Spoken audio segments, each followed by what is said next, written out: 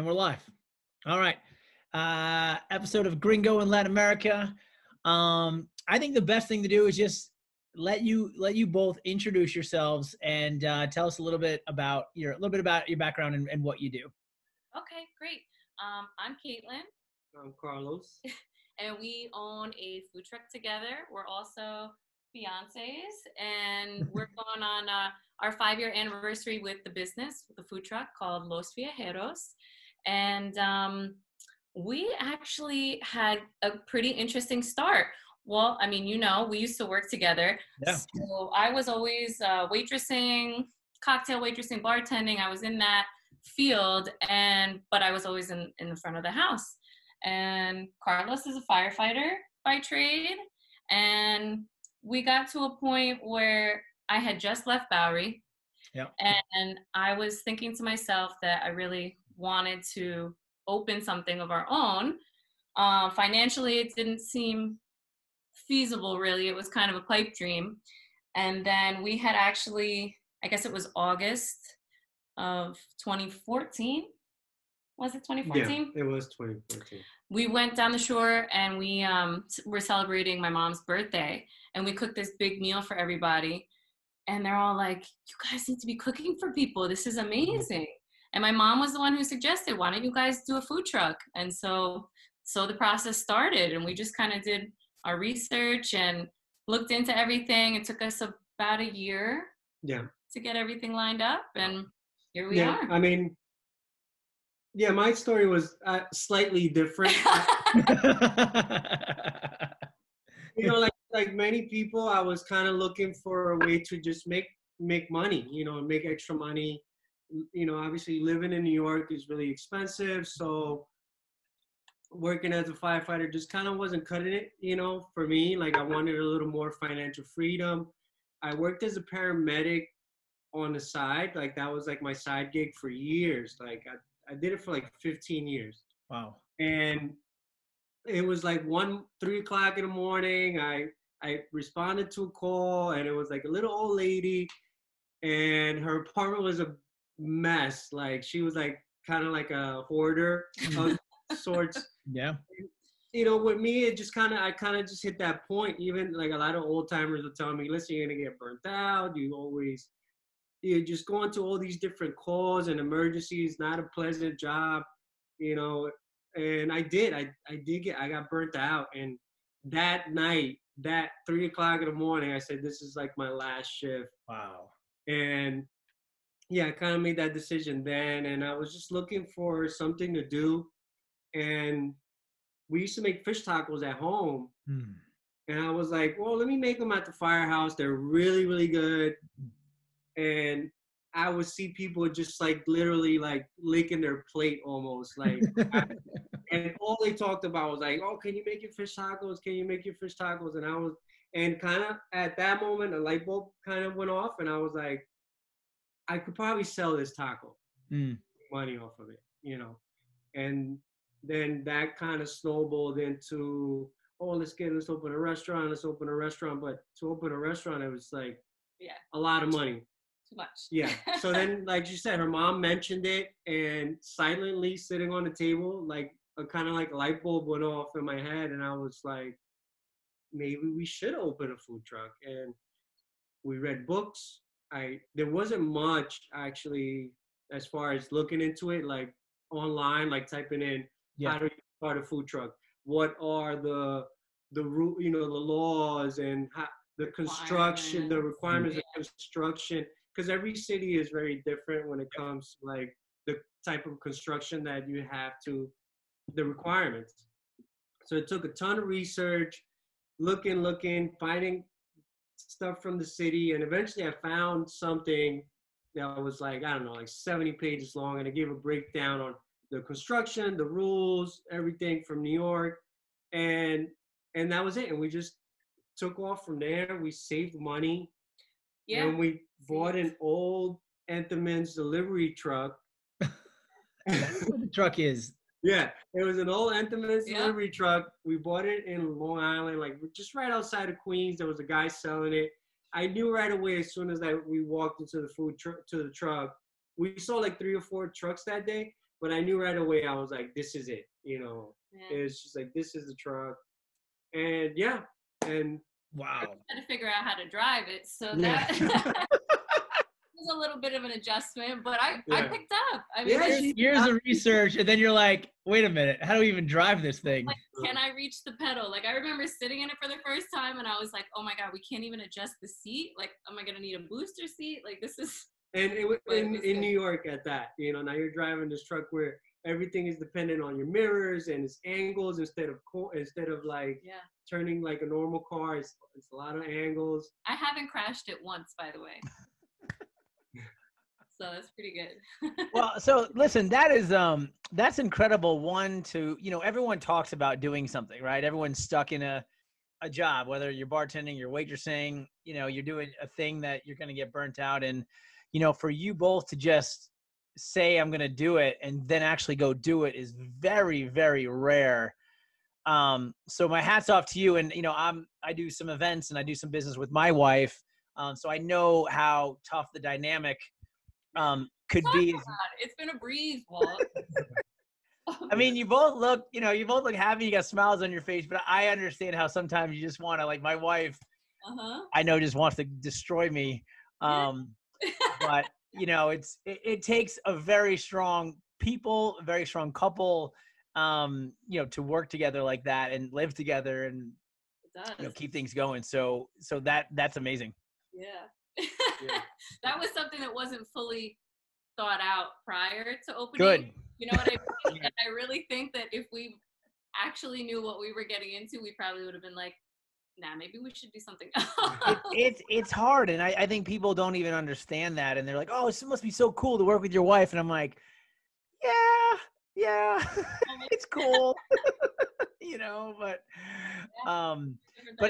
yeah, it takes that really a strong, solid foundation to make it work. So my hat's off to you. You guys are 5 years in. You know, Carlos, going back to your story of getting burnt out, like that is, you know, that's pretty real, of like doing a job that you're seeing probably the worst situations, every day, all day long. Like, that's gotta be crazy. I mean, what is your background? Like, where are you from originally? I'm Dominican. It's, you know, it's island, you know. So island, like my family comes from there, and then I pretty much grew up in New York. You know, watched Uptown Manhattan, watched the Heights, and yeah. Yeah. So I mean, what made you want to get into paramedic, helping people, firemen? Like, I used to live right next to, down the street from St. Clair's Hospital. Okay. Which used to be in Midtown. They used to, Hell's Kitchen, which is called Clinton now, you know. Really? But back, it's not Hell's Kitchen anymore? Well, it's still Hell's Kitchen. Well, okay. I'm trying to call it Clinton now because it's not as bad as it used to be. Anyway. No. I would see the paramedics coming in and out like every day, like going to school, like throughout pretty much since I was like really young. And I think at around like 11 or 12 years old, I told my mom, I was like, I want to do that job. You know, do you think, you know, and obviously my mom approved. So like in my mind, probably like the seed was planted, you know, my mom approves.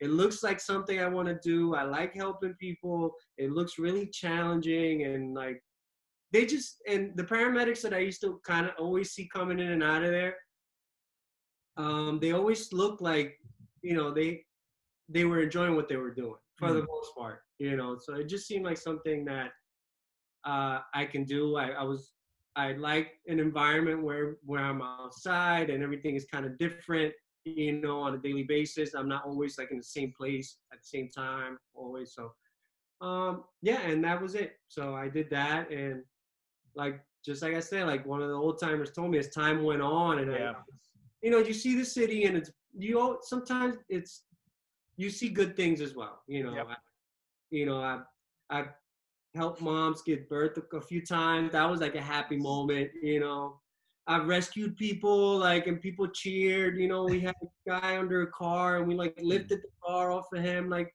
certain things were like really rewarding. So yeah, but I did get burnt out. I was just like, I want to do something that's more, that's happier, you know, like And I thought that serving food and owning a food truck will probably be something just more lighter and happier, you know. So yeah. Yeah. So, all right. So walk. So Caitlyn, I know your background is in some hospitality. So you have that going for you. I'm very curious to hear, like, when you were like, all right, we're going to open a food truck, was there like designated roles you had for each other? You're like, well, I'll do this and you do that and you're mechanically inclined, or? Well, you know, once we were open, not so much prior to it, because he literally built this truck on the Gotcha. side, installed all the equipment. Luckily, my cousin is an electrician. He helped us out with installing the electrical, you know, but he did plumbing and all of the intricate parts that had to be assembled and built to make it a kitchen, because it really wasn't empty. It was an empty truck. So I really took care of the aesthetic when it came to getting us to the point where we were opening. So the logo, what we were going to have on the side of the truck, took some convincing that we were going to have a pink truck. They were like, it looks really cool. I was on your Instagram when we were talking earlier on Instagram. I was on your Instagram. I was like, God damn it, I want a taco so bad right now. Yeah, it's bright pink. Yeah. So that was tough to get by. I'm like, cause I'm a guy, and I'm like, I don't want to drive a bright pink truck throughout New York, you know. But I get used to it.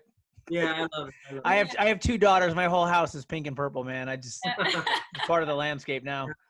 Yeah. So when it came to like getting ready to open, I took care of that side of things, and the social media and the, you know, sending out emails and all of that stuff. And he really took care of the building it, because I am not very useful when it comes to that. I really don't know what I'm doing. So then once we opened up, I think it was pretty quickly I took on the managerial role in all aspects. Like she definitely took the lead role. And like you said, you know, when you're a couple, it's like there's no filter, and you know, like there's no filter. 100%. My wife has told me to F off so many times. Yeah, so there's I'm like, you can't talk to me. Like, yes, I can. I'm like, okay. You know, it was tough, because at the same time I was like, well, I built this, and I'm also an owner too. Like, I want it this way, but I quickly realized that his life would be Caitlyn easier. Well, not only that my life would be easier, but that she was really, really good at figuring out all the little details on how we're going to pump this food out faster, how are we going to prep the food faster. Like it was like constant. She was always constantly changing kind of like the day-to-day operation and saying, if we do it this way, it'll be faster. And I quickly realized that she just had that down, you know. So I'll just say, all right, what do you want me to do? And that's how we'll do it. Nice. Yeah, I got really lucky.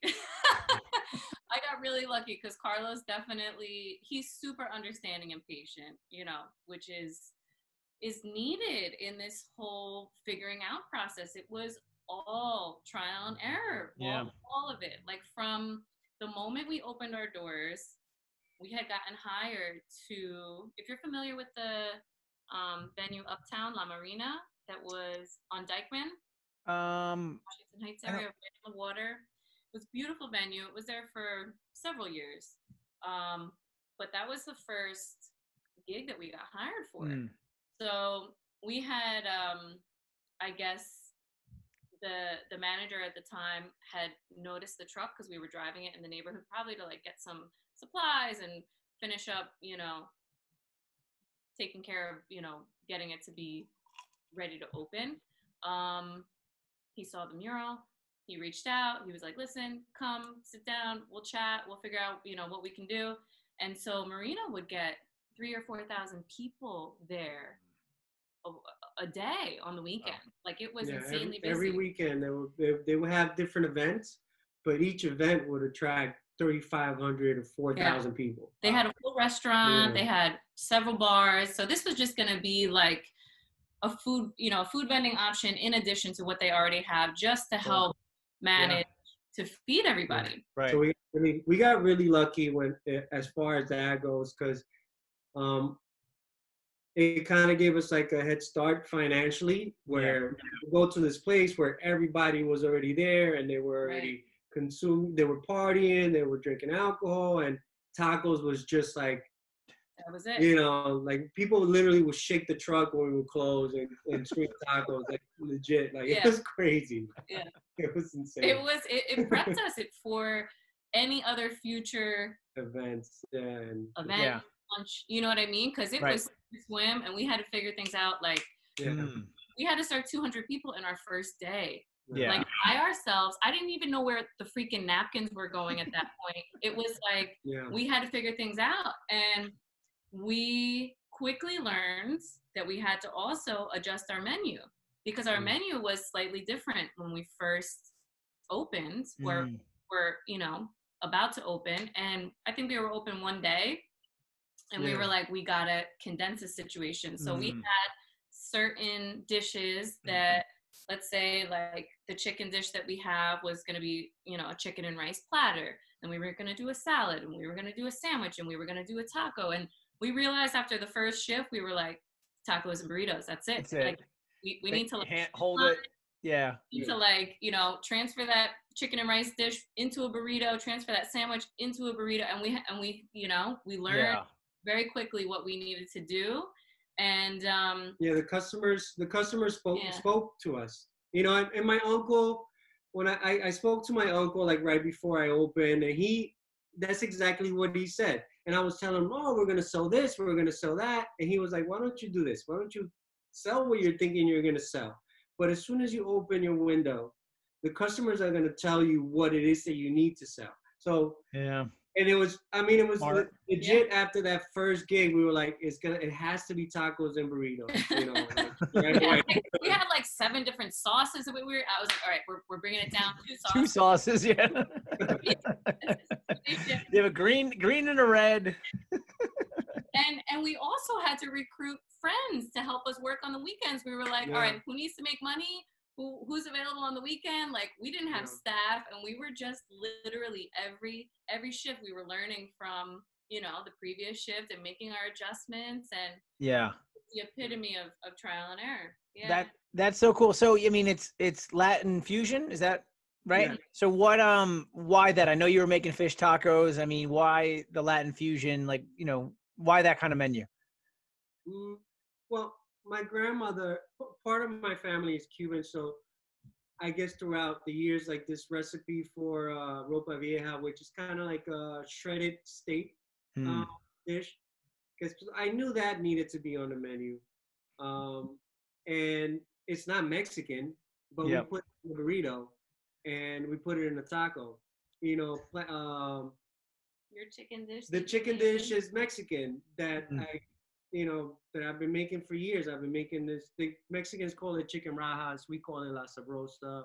But it's just the combination of the food. Like, nobody was putting sweet plantains inside of burritos. So we took the beef and we put that, added sweet plantains to it. And it's kind of like you're hitting kind of like with every bite, you're hitting all the palates. You know, you're hitting the sweet, savory, the spiciness from the chipotle sauce, which is technically Mexican.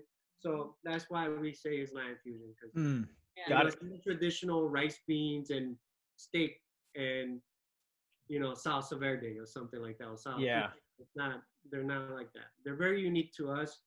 We just created it as we went along, and I knew from day one that she was really good at putting things together, because I made her a sandwich when we first started dating, and she was like, "Hold on a second," and and then she added like 3 or 4. She just went through my fridge and started like piling stuff on this sandwich. And I was like, wow, this sandwich is amazing. So I have like a base, and she, Caitlyn, we just make a good, team. Yeah. That's awesome. And it's, like I said, I go back to working with my wife and stuff, and like, she cooks, and my neighbors are like, hey, Walter, how come you're never cooking? I'm like, she's better at it.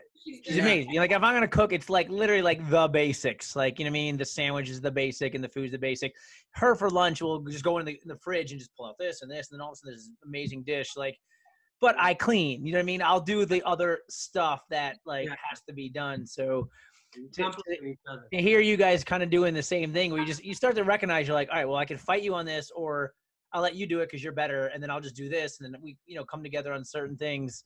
I think that's kind of how it has to be. Otherwise, you got to just going to be at each other's throat. Wait till you start having kids. Oh, Yeah, we're gonna have to figure that one out. we're in Carlos. Oh, I mean, he If always. there's anything like the business, I'm just gonna do what I do now. What do you need, honey? I swear that process will truly teach me patience. I have gotten better over the years of owning a business, but Carlos definitely takes the cake on that. He's really patient and. That's awesome. So, I mean, obviously, we've been in COVID for God, since March. So right now it's in August, sometimes almost 6 months. How is, has that been bad for you? I mean, I know you have a truck, so you're a little bit more mobile. Like, what's the situation, I guess, in the hospitality industry a little bit in general, but to own a truck, what's it been in the last 6 months for both of you? I mean, it's been crazy. It's been tough. Yeah. It's been crazy. We aren't doing the same amount of business that we were doing, prior to COVID.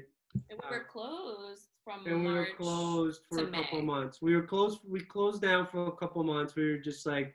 Because you had to be closed down, kind of, or was it just because there was no one in the streets, or It was a combination. It was a combination. Everything, it was like at its peak. We didn't want to get sick. We didn't.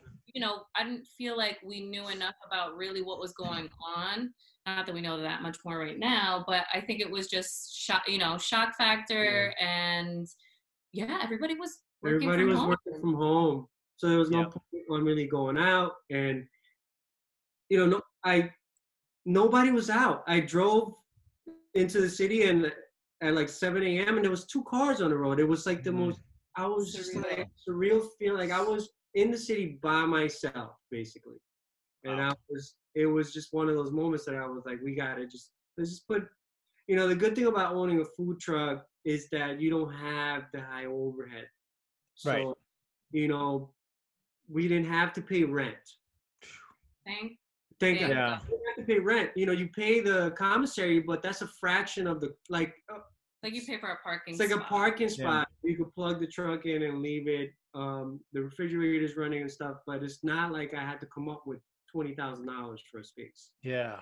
And also I want to mention too that we did have a small storefront for a year. We did that for a year in the Turnstile Market in Columbus Circle, which is closed now because of everything. But we were thanking God because we closed last September. So it was really, I don't know, several months before this whole situation happened. And then it's like, we would have been responsible for that as well. And they were completely shut down because the market is called Turnstile Market. So it's basically in a corridor on Columbus Circle where people travel to go to the train. And there's like a small, it's a very nice looking market. It's very, progressive looking and like something new. But it's in the subway. Yeah. Everything that was going on was like, yeah, exactly. So we managed to get out of that situation before COVID hit. Yeah, by chance. So, any progress in the? I mean, I actually have been hunkered down here in Virginia, so I haven't been into New York. Any progress in New York? Is it looking better for you both, or we're still in the same thing? What's happening? I mean, so it's definitely progressed. More people are out. Some people are back at work. I think people in general, just being the summer season, they want to be outside. They want to be able to, go to the park, walk around, stop at a restaurant. What they're doing in New York is there's only outdoor seating available. So all the restaurants have set up their section of like the, sidewalk or the, that parking lane and set up some outdoor seating. It has improved a little bit with the food truck as well. So we normally would just be doing, we do our lunch schedule and we would serve to, companies that had a bunch of employees at work that day. Obviously things are different. But luckily, one of our consistent spots is in the Bronx at a hospital that we've been serving at since we've been open. So Cool. that's, we're grateful for that. And Yeah, we've been doing that before COVID hit. We've been serving. I used to take people there all the time, like when I used to work as a paramedic, and I knew that one, I wanted to give back. I wanted to feed the people that work there because they work really, really hard. I mean, that hospital is super busy, and there's really not much around there. So I knew that I just wanted to go. I just wanted to serve them because I've worked side by side with them for so long, and I was just I want to feed them as well. I want them to eat good tacos for a good price, quick, and make their day better. So we started doing that right away, and it was when after COVID, that was one of the first spots that we went back to, and we did our donations. We did donations for like the first 3 weeks. We just donated food. People donated money to us. Some of it came out of pocket. Some of it came from friends and family. And we just donated food for the first 3 weeks about? Yeah. I say 3 weeks, yeah. Mm-hmm. And then we just things started kind of like picking up and getting back to normal. People were out. The numbers went down as far as the people that were getting infected and deaths, etc. So we just said, all right, it's time to get back to business. So, yeah, we started doing that. Yeah. Getting there. We're getting there. It's slow. I would say that most restaurants are probably doing maybe between, 25 to 40% of what they used to do before COVID. Yeah. So that's where everybody's at. Yeah, and I've been having some conversations with some owners and operators, and some people are at 5 to 10%. Some people are about 20%. I know some people that own like big places, and they're have like 3 tables outside. I'm like, what are you doing? It's sad. Yeah. I'm really worried about like the real after effects of this. People evicted, the business is closing, and like, the culture of all these places, especially New York, that thrives with mom and pop shops, and those are the ones that are suffering the most. Yeah, I agree. And, we're all like, oh, it's so bad right now, but like, it's going to get a lot worse, and, things are not opening, and, government, subsidized helping people out is now cut off. That $600 everybody was getting is now cut off. And I don't see anyone going to New York, and some people are leaving New York. And, I'd hate to see it turn into, I don't know. Like I said, I've been living in New York for over 2 decades, and like, it's just a cool city, and you hate to see those mom and pops, and that's what makes it, those little bars, those little divey places where you can get tacos and things like that. And so you're right. I think we're not right in the middle of it. It's just going to continue to get worse. So it's pretty sad. And just I see the news of like, I think there's up to hundreds of bars that have closed down already, just in Manhattan alone. And it's sad. Yeah. Different. Yeah. So, I mean, it is sad, but, kind of, going back to, have you guys always been, like Caitlyn, when we worked together, you like left, and then you're like, I hear you're like starting a food truck. And I was like, that's the coolest thing in the world. Like, cause I was kind of starting my business, 6-7 years ago. Have you both been entrepreneurial minded, or was this something that you just were like, screw it, let's just open our own place? Like, and where, if so, you've been entrepreneurial minded, like where does that come from? Is that where your parents, own businesses, or just something you've done together? I mean, to be completely honest with you, I really learned a lot about myself in the process. I didn't necessarily think I was super entrepreneurial or like had a knack for one thing or another. Right. I knew that I was competent and driven and, like to do new things and like to see and test things out and see what I would be good at. And my mom the funny thing is that my mom and I were very close. We would have conversations all the time, about regular everyday stuff, whatever happens to be relevant going on in our lives. And after I opened the business, we would be talking to each other about work stuff all the time. And she's like, you're my daughter. She's like, you're real. And I realized how much alike we were when it came to work stuff and mentality, because we had never had those conversations before. And it was just really eye-opening to, to learn all this stuff about myself that I didn't realize. Was she like a super driven woman, or was she just, put her mind to something? It's like, I'm going to go do it kind of person? Just like a really, really intelligent, competent, assertive. She would, set her mind to something and she would get it done. Cool. And she was really dedicated to her job. She actually has been a manager for a veterinary hospital for 35 plus years. So she's done that for almost a lifetime, it feels like, my lifetime. And so it was just, it was just something I think I probably got from her in some respects. And my dad is a very driven person as well. I don't think that they were probably as big of a risk taker as maybe, you would have to be, because we really just I invested all of my savings that I saved up working at Bowery, actually. Nice. And I sold my car. I sold my car. And I worked in like the west side of the Bronx, and I lived in uptown Manhattan. So there's no trains that cut across. So I took the bus, and the 22 bus was like, I literally had a lady's afro in my face one time. I was like, it's time. So yeah, it was definitely some sacrifice. That's New York. Hey, an afro is better than most of the stuff I've had in my face on those buses. It was nowhere to go. But you know what? I think that I've never saw myself as like an entrepreneur either. But I definitely was driven.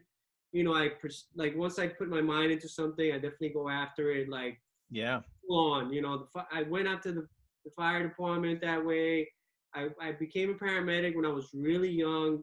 I was 19 years old when I got that certification from the state. Like, you only have to be 18 years old to become an EMT and a paramedic in New York State.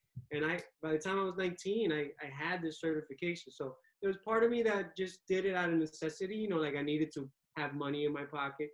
I do have in my family, there is a strong background of entrepreneurship. My dad always had like a little side business.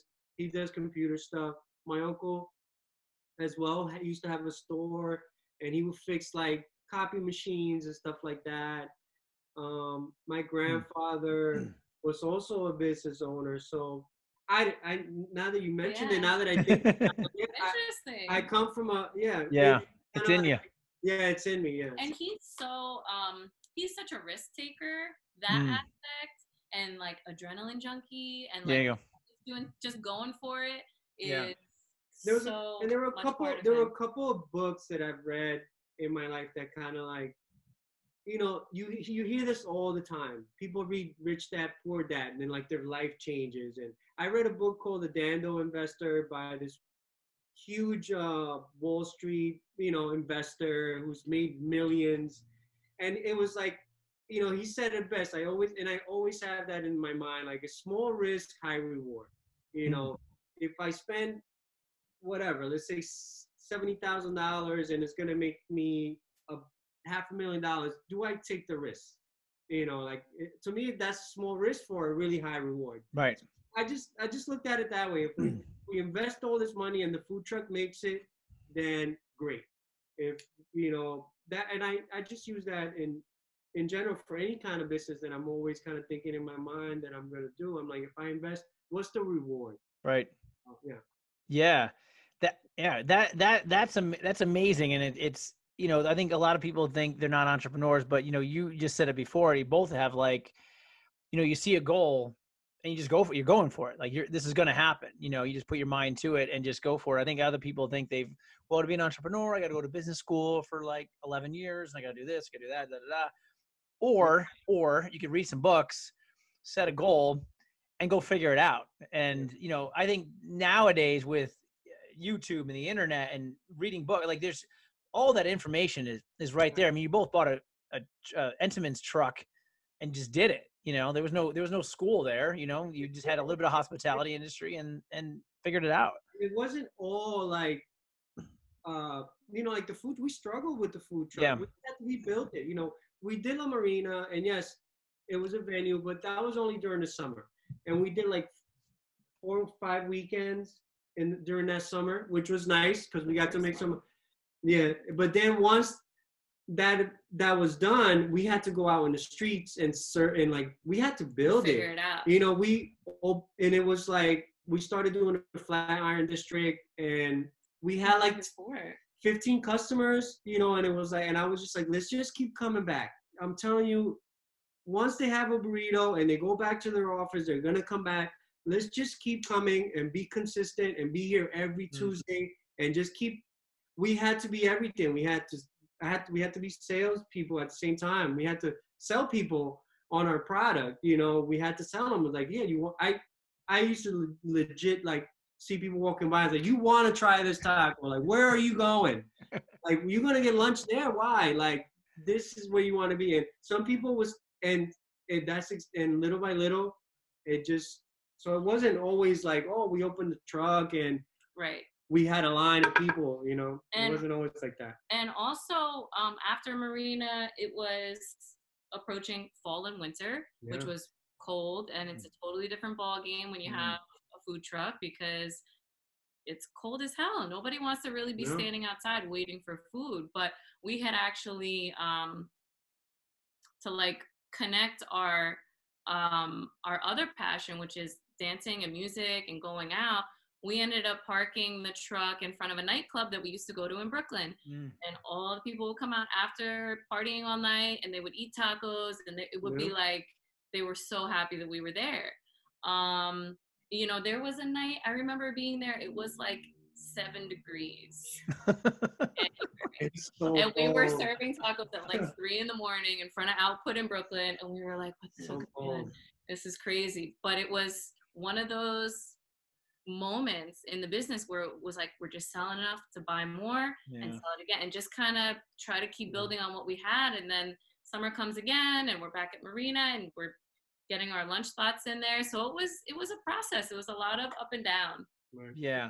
Do you get people that, you know, I get this with my events sometimes. They'll like come to my events like, wait a minute, Walt, you have like 700 people here. You sold $80 tickets. You must have made like $90,000 today. Like, do you get people that are like, you know, you bought a truck for whatever and you're selling like hundreds of tacos. You must make like $10,000 a week. Like, do you get people that are like, think that you just are rich within 6 months kind of thing? Or do people sort of know the process? I think it's a combination. And I wouldn't even say more so it's the money thing. I just think that people have this idea that it's cool. Easy. It's cool to have a food truck. Cool. Just pull up and serve. Pull up in front of our neighborhood. And I'm like, do you understand that I have to sell to at least 75 to 100 people to make this worth my time? People think like, oh, come by, pull up. We have 8 people having lunch today. And I'm like, what am I going to do with that? Like, I can't do anything with that. I would love to. I appreciate gas. But it takes, you know, just to run it and bring it out of the lots, a few $100 a day. So it's, you know, that part of it, I think people don't realize that how much it costs to operate and just that it's a lot of work.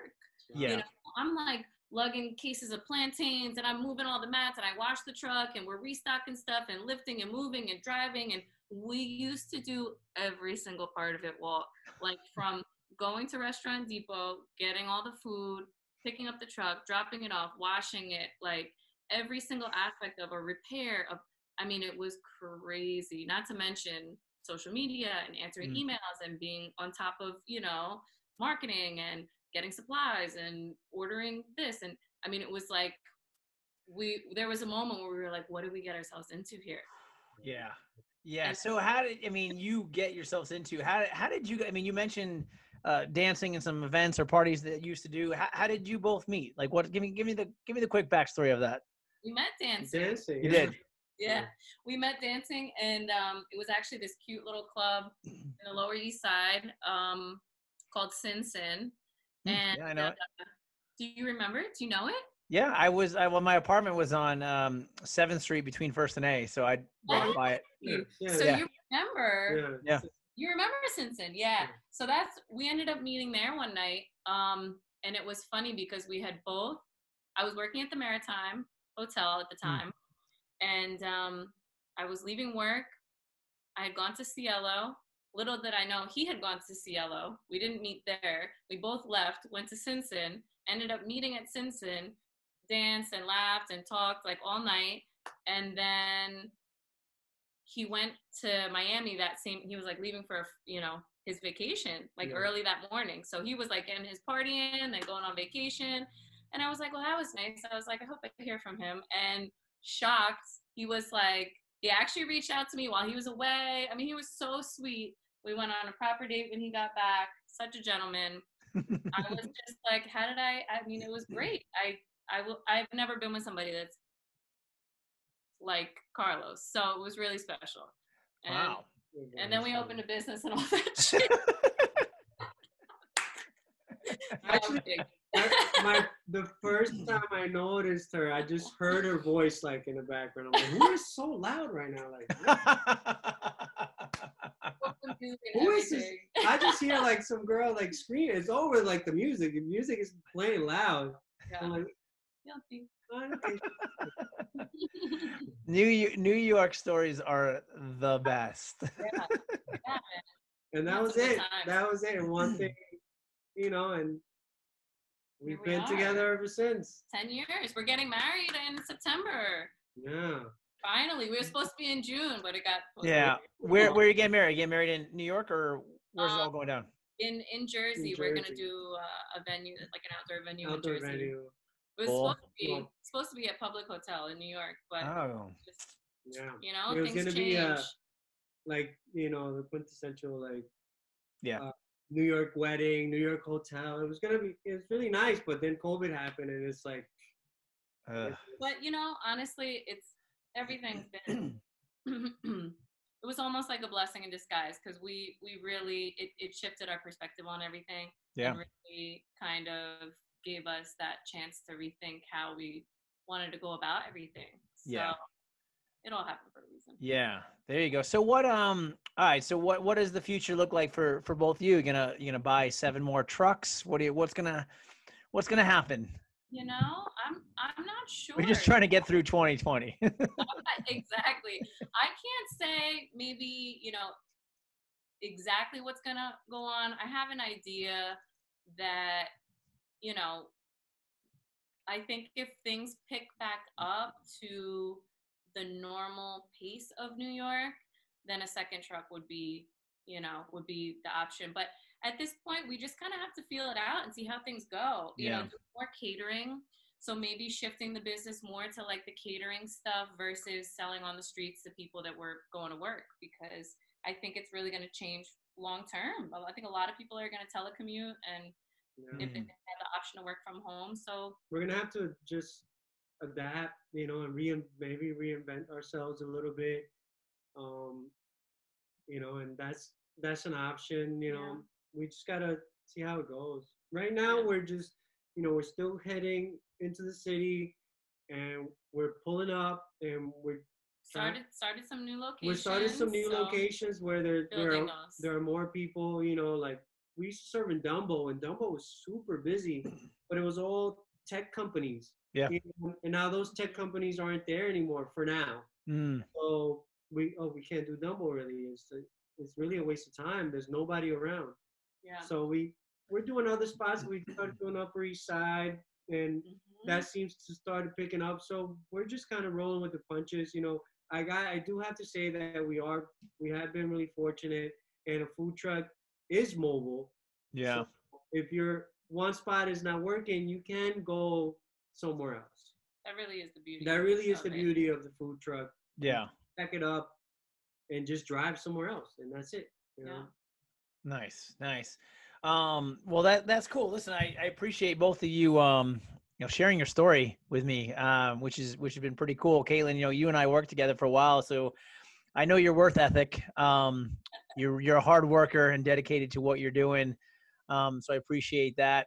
And, you know, you mentioned the tech companies just moved or haven't been around, but I think Facebook just bought like a big building and yeah, they did. Yeah, they did. Oh, They signed a lease.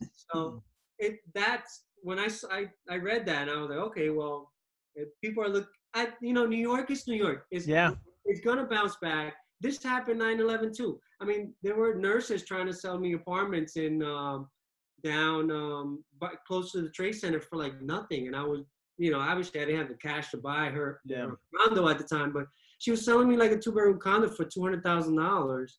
And I'm like, nah, yeah, and exactly. That's what the real estate's like now in Manhattan. I don't know if you ever look. He's always looking at real estate stuff just to see prices and get a feel for the market. People are panicking now, and I think in a couple of years, we're gonna be right back to New York is gonna be back. Yeah, I mean, I gave up my apartment. I mean, I went to my landlord and I was like, hey, what can we do? And they weren't budging at all. And I was like, all right, well, if you got it that good, then I'm not going to pay rent right now. I haven't been in New York in 6 months. I was like, I don't need the apartment, So it's my apartment and doubled as the office and stuff. But they seemed very confident a few months ago that they were going to rent my apartment. But there's I don't know.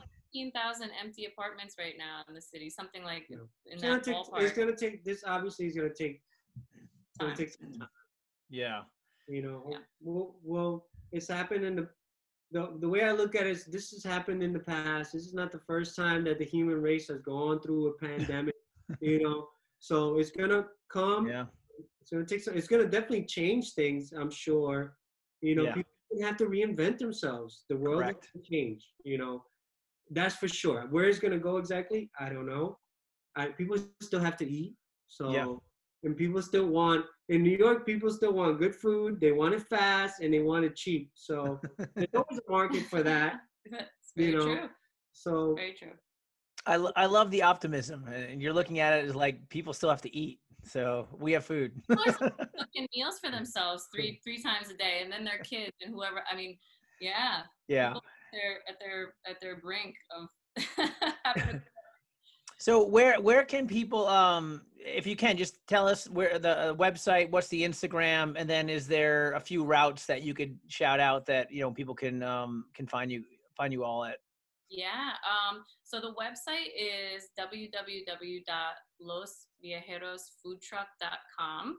That has our schedule, our menu, a little background info, and right now we're operating still at Jacoby Medical Center in the Bronx on Wednesdays, and Thursdays right now we're in the Upper East Side by Cornell Medical on 69th and New York Ave in Manhattan. And then on Fridays, our spot at Alexandria Center on 29th Street and First Ave in Manhattan is going to be opening back up on September 8th.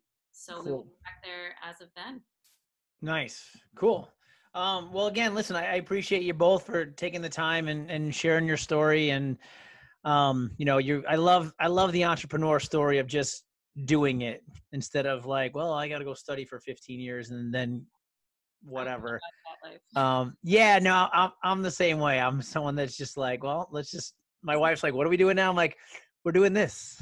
So get on board and we'll figure it out. It makes life a little more fun and enjoyable and exciting. And so my hat's off to both of you for, just going for it and doing what you're doing and becoming entrepreneurs and being successful at it. So again, thanks for your time and I appreciate you being here today. Thanks, man. We appreciate it. It was a pleasure. All right, guys. I'll talk to you soon. All right. Take care.